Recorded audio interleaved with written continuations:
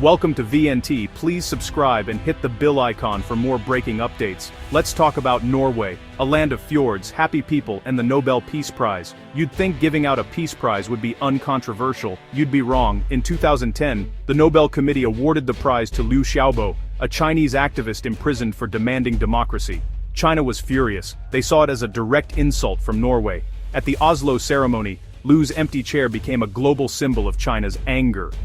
Beijing retaliated, meetings cancelled, warnings issued, and a clear message: Norway had crossed a line. But what could China do to Norway? Enter salmon. Norway's salmon industry dominated China's market, supplying over 90% of imported salmon.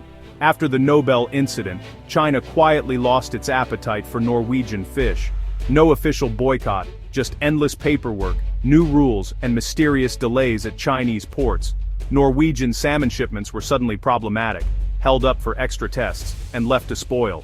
The message was clear: enjoy your prize, but your economy will pay. Norway's salmon exports to China plummeted. The Chinese government didn't need to shout. Their silent, bureaucratic freeze was devastating. Norwegian exporters faced a nightmare of red tape and uncertainty. The once profitable relationship was now a high-risk gamble. China's response was subtle, legal, and impossible to challenge. Norway learned that crossing China could mean economic pain, delivered with a smile and a stamp. The Nobel Prize had triggered a full-blown salmon war, and Norway was left out in the cold. How do you punish a country with paperwork?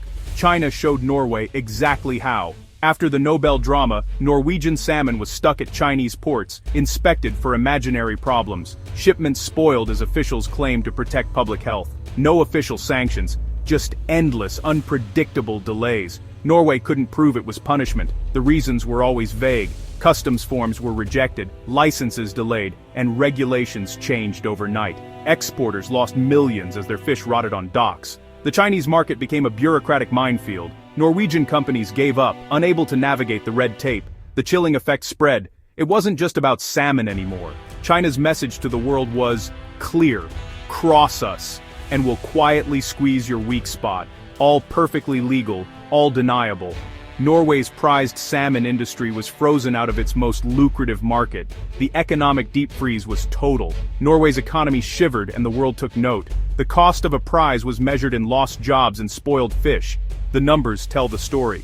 Before 2010, Norway supplied 92% of China's imported salmon, a near monopoly. After the Nobel Prize, that dominance collapsed. By 2013, Norway's market share had dropped to just 29%. Exports fell from 11,000 tons to 3,700 in 3 years. The financial hit: up to $700 million lost in the salmon sector alone. But the pain spread. By 2016, Norway's total exports to China were 21% lower than expected. Over $1 billion lost, all from a quiet trade war. China's message: access to its market is a privilege, not a right. Norway faced a brutal choice: defend free speech or save its economy. For 6 years, Norwegian salmon was treated as suspicious cargo. The empty chair in Oslo had triggered $1 billion freeze. The cost of principle was steep. When Norway's salmon vanished, China's appetite didn't. Competitors rushed in, most notably the Faroe Islands and Scotland. The Faroe Islands, tiny but nimble, became China's new favorite supplier. Scotland's salmon exports to China soared, overtaking Norway's. Both countries built new supply chains and relationships, filling the gap. Chinese consumers got used to new brands and origins. These weren't temporary fixes. New business ties became permanent. Norway's rivals thrived, gaining a foothold in the world's biggest seafood market. For Norway, it was salt in the wound: years of investment, lost overnight. The global salmon market was reshaped. One country's political problem became another's economic windfall. While Norway was frozen out, its competitors cashed in. The salmon war had clear winners, and one big loser. Market share once lost is hard to win back. Norway needed to fix things, but China's punishment was unofficial, so there was nothing to negotiate. The result: a long, awkward diplomatic dance. In 2014, the Dalai Lama visited Norway. Government officials avoided him, a clear concession to Beijing. Critics accused Norway of sacrificing its principles for trade. The government was desperate to restore relations and save its economy. Diplomats worked behind the scenes, searching for the right words to appease China. Norway had to show deep reflection and respect for China's core interests. For 6 years, Norway sat in the diplomatic naughty corner. The message: the Nobel Committee is independent, but Norway understands China's sensitivities. It was a delicate face-saving exercise for both sides. After 6 years, a breakthrough. Norway and China announced normalized relations in December 2016.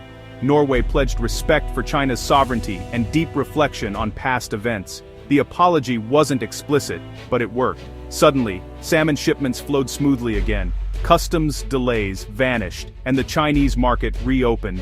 Norway's prime minister led a business delegation to Beijing. New trade deals were signed. The goal: $1.4 billion in salmon exports by 2025. But the landscape had changed. Norway now faced fierce competition from Scotland, the Faroe Islands, and Chile. Trust had to be rebuilt, and market share regained. The 6-year freeze left a permanent scar. Norway learned a costly lesson about politics and trade. The price: hundreds of millions lost, and a humbler place in the market. The punishment was over, but the consequences lingered. What's the moral of this $700 million salmon saga? Economic dependence is a vulnerability. China can weaponize trade to punish political decisions. It's not about formal sanctions, but 1,000 small, deniable actions. Norway's experience is a warning. Diversify your markets, or risk becoming a hostage. The story raises tough questions about values versus interests. Norway was forced to make diplomatic concessions to restore trade. China's economic power shapes global behavior. If your economy relies on one market, you're not a partner. You're a potential hostage. Today's profits can become tomorrow's silence, and that's a very high price to pay.